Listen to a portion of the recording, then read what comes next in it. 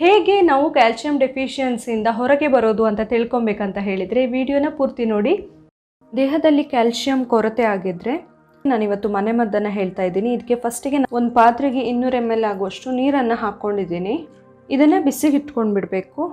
ನೀರು ಬಿಸಿ ಆಗೋಷ್ಟರಲ್ಲಿ ನಾವು ಇದಕ್ಕೆ ನಮಗೆ 1 ಇಂಚ್ ಆಗುವಷ್ಟು ಶುಂಠಿ ಬೇಕಾಗುತ್ತೆ. ಶುಂಠಿನ ಸಿಪ್ಪೆ ತೆಗೆದಿಟ್ಕೊಂಡಿರೋದು, ಅದನ್ನ ಚೆನ್ನಾಗಿ ಜಜ್ಕೊಳ್ಬೇಕು, ಸ್ವಲ್ಪ ಕ್ರಷ್ ಮಾಡ್ಕೊಳ್ಬೇಕು.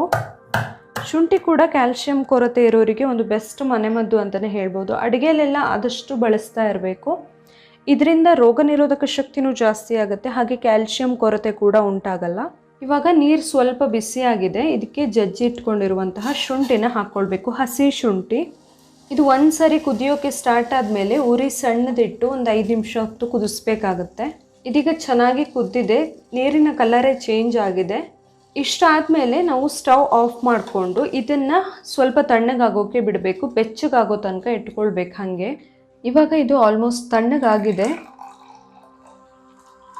ಇದನ್ನು ನೀವು ಬೇಕಂದರೆ ಶುಂಠಿನ ತೆಕ್ಕೊಳ್ಬಹುದು. ಒಂದು ಗ್ಲಾಸಿಗೆ ಹಾಕ್ಕೊಳ್ಬೇಕು. ಇದಕ್ಕೆ ಈಗ ಅರ್ಧ ಟೀ ಸ್ಪೂನ್ ಆಗುವಷ್ಟು ಜೇನುತುಪ್ಪನ ಹಾಕಬೇಕು. ಜೇನುತುಪ್ಪನ ಹಾಕಿ ಚೆನ್ನಾಗಿ ಮಿಕ್ಸ್ ಮಾಡ್ಕೊಳ್ಬೇಕು. ಜೇನುತುಪ್ಪನ ಯಾವುದೇ ಕಾರಣಕ್ಕೂ ಬಿಸಿ ಇರುವಾಗ ಹಾಕಬಾರ್ದು. ಅದಕ್ಕೆ ನಾನು ಹೇಳಿದ್ದು ಅದನ್ನ ತಣ್ಣಗಾಗೋಕ್ಕೆ ಬಿಡಬೇಕಂತ ಹೇಳಿ. ಸೊ ಇದು ಫುಲ್ ತಣ್ಣಗಾದ್ಮೇಲೆ ಬೇಕಂದರೆ ಕುಡಿಬಹುದು, ಇಲ್ಲಾದರೆ ಒಂದು ಸ್ವಲ್ಪ ಉಗುರು ಬೆಚ್ಚಗಿರುವಾಗ ನೀವು ಜೇನುತುಪ್ಪ ಕೂಡ ಹಾಕ್ಕೊಂಡು ಕುಡಿಬಹುದು. ಆದರೆ ಯಾವುದೇ ಕಾರಣಕ್ಕೂ ಬಿಸಿ ಇರುವಾಗ ಹಾಕಬೇಡಿ. ಸೊ ಇಷ್ಟು ಮಾಡಿಕೊಂಡು ಇದನ್ನು ಕುಡಿಬಹುದು. ಇದನ್ನು ಕೂಡ ಹಾಗೆ ವಾರದಲ್ಲಿ 2 ಅಥವಾ 3 ಸರಿ ಕುಡಿದ್ರೆ ಕೂಡ ಸಾಕು, ಪ್ರತಿದಿನ ಬೇಕಂತ ಇಲ್ಲ. ಈ ಥರ ನಾವು ಮಾಡಿ ಕುಡಿಯೋದ್ರಿಂದ ದೇಹದಲ್ಲಿ ಕ್ಯಾಲ್ಸಿಯಂ ಕೊರತೆ ಎಲ್ಲ ಇದ್ದರೆ ಎಲ್ಲವೂ ಕೂಡ ಕರೆಕ್ಟ್ ಆಗುತ್ತೆ. ಕ್ಯಾಲ್ಸಿಯಂ ಕೊರತೆ ಆಗೋದಿಲ್ಲ ದೇಹದಲ್ಲಿ.